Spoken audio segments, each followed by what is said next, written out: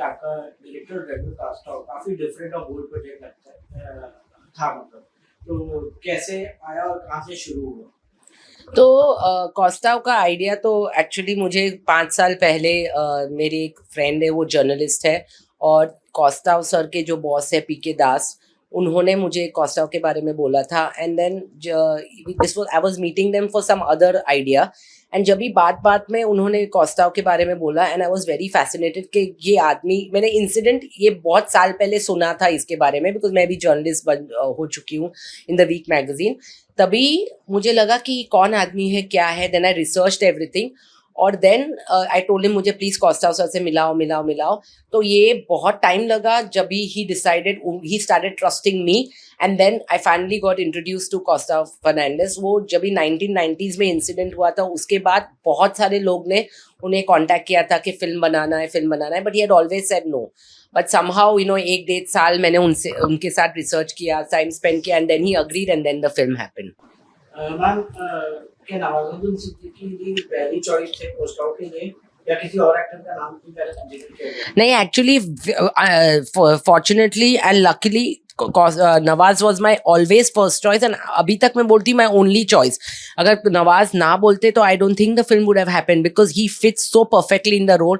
And सबको मालूम है कि Nawaz is like an extraordinary actor, and उनका performance and the dedication and the way he elevates the movie and the film. तो I was already working with him producing Serious Men. तभी I already knew what an actor, everybody knows what an actor, but what a person he's to work with. और तभी मैंने उनको खाली ऐसे ही बात में बोल दिया था कि आइडिया के बारे में, तो उन्होंने बोला हाँ बाद में पहले एक स्क्रिप्ट देखते हैं। So for first moment Nawaz was the choice, and incidentally उन्होंने हाँ बोला, and I was very lucky the film got made.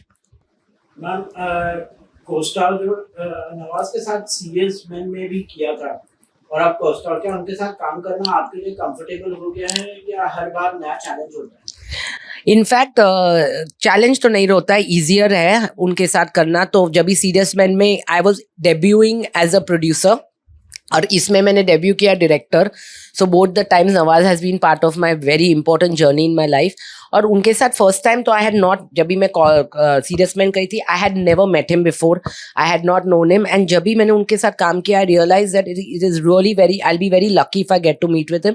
And incidentally he really fit in the Costao का रोल, और मेरे साथ हो गया। तो कंफर्टेबल, चैलेंजिंग तो नहीं हुआ, it is getting more and more comfortable and luckier for me that जब भी वो हाँ बोलते हैं। मैम, ZEE5 को लॉन्च करना क्या आपका कॉन्शियस डिसीजन था, या थिएटर रिलीज का कंसीडर किया गया था? और जब भी हम लोग ने फिल्म बनाई थी, तभी if you see the film, maximum comments ये फिल्म में सबको आए हैं कि this should have been a theatrical release, the way it has been shot. तो जब भी हम लोग ने फिल्म बनाई थी, कभी भी ऐसा नहीं रहा था कि थिएट्रिकल जाएगा, OTT जाएगा, किधर जाएगा। वी वेंट, हम लोग ने जो प्लान बॉम्बे फेबर्स ने जब भी किया था, भावेश और मेरे जो राइटर प्रोड्यूसर पार्टनर है, तभी नवाज को एक बार नवाज ने हाँ बोले, हम लोग भानुशाली के पास गए थे, तभी भी डिसीजन सबका था कि हम लोग फिल्म बनाएंगे, फिर देखते हैं what is the right time to put it and when to put it. तो जब भी फिल्म बनाई, we all realize that was a decision taken, and I think it was a completely right decision कि ये film maximum लोग देख सके। After this film has come on ZEE5, and because ZEE5 global है, we've got extraordinary kind of comments, and people all over the world, custom officers all over India, people from all over India, sabne dekhi hai. So I feel that theater mein it's only limited amount of people would have seen it, but the first day everybody on OTT seeing it, I really like it, and I'm very happy that ZEE5 agreed to take this film, and it has happened. Bombay फेबर्स एक writer driven company बनाई है, तो क्या आपको लगता है कि अगर राइटर्स को फिल्म इंडस्ट्री में सेकंड प्रायोरिटी दी जाती है? See, I agree, because मैं और भावेश दोनों, we both are started this company, we both are writers and directors. तो I agree completely that writers, सब लोग बोलते हैं एज इफ बोलते हैं कंटेंट होना चाहिए, but nobody takes it seriously. We believe that we are writer driven, and we believe that writers come on top. पहले हम लोग फिल्म की स्क्रिप्ट देखते हैं, राइटर्स देखते हैं, and actors and projects come afterwards. तो हम लोग ने ट्राई किया है that we give much more importance to writers, and that is why जो भी राइटर डायरेक्टर हमारे साथ काम किए, they have always repeated with us. But I agree with you when you say that the writers are not given that kind of money, that kind of power, and the kind of respect that they should be given. I agree with you. Project आपके project जैसे serious man आसुर 2 ने काफी appreciation पाई है, तो आपको लगता है कि नए क्रिएटर्स के लिए भी ओटीटी ने डोर ओपन किए हैं या कंपटीशन और ज्यादा टफ बन गया है? I feel that OTT, because of OTT, people like us who are not even from the industry, हम लोग क्या है, ex journalist, my partner was a software engineer turned writer, हम लोग producers भी, it wouldn't have been possible for us to become a producer because Serious Men जो हमारी first film थी वो OTT पे गई, उसके बाद हम लोग ने Decouple किया है, Telegram season 2 किया है, असुर के, वो सब OTT पे गए. So I feel that the advantage of OTT is that it has given a lot more people work, a lot more films and different topics that wouldn't have been made, like Serious Men and all these films couldn't have been made otherwise if not for Netflix या दूसरे सब जो platforms है. तो I feel that it is a good thing OTT has happened, and I feel that they should also feel more talent should be encouraged and they should not go back to only working with stars, because the idea is OTT का क्या है कि all types of films and all types of actors should be taken. Ma'am आपके हिसाब से आज ज्यादा से ज्यादा फिल्म थिएटर्स में जो लग रही हैं तो फ्लॉप हो रही हैं, तो क्या रीजन मानते हैं, क्या ओटीटी प्लेटफॉर्म इसका रीजन है? No, not at all. I feel it is very wrong to blame OTT platforms for anything. I feel that अगर अच्छी फिल्म बनती है, people will go and watch it in the theater, whether वो OTT पे बाद में आता है या ये. I feel that आजकल of course post COVID सब लोग के पास, सबको मालूम है कि एक्सपेंसिव हो गया है. सेकेंडली पीपल के पास इतना ही टाइम है, तो वो लोग सोचते हैं कि if I have to watch 5 go to the theatre, it is a long expensive plus time होता है. It should be worth going to the theatre and it should be a good film.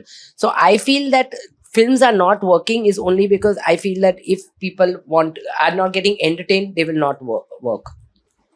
Ma'am आपको लगता है कि creator सिर्फ OTT के लिए film बना रहे हैं और थिएटर ऑडियंस को इग्नोर कर रहे हैं, ऐसा कुछ है?